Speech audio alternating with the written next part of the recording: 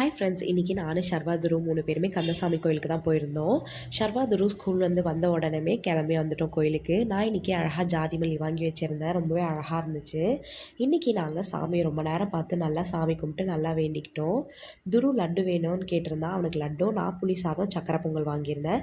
எல்லாமே taste wise ரொம்ப சூப்பராக இருந்துச்சு.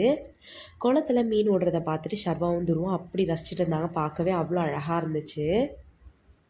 குளத்துக்கிட்டேயே உட்காந்து சாப்பிட்ருந்தோம். ரொம்பவே சூப்பராக இருந்தது புளி சாதம். எனக்கு கோயில் புளி சாதம்னா ரொம்ப பிடிக்கும். ஷர்வா துருவுக்குமே ஊட்டி விட்டுருந்தேன். ரொம்ப சூப்பராக இருக்குமான்னு சொல்லிட்டு சொல்லியிருந்தாங்க.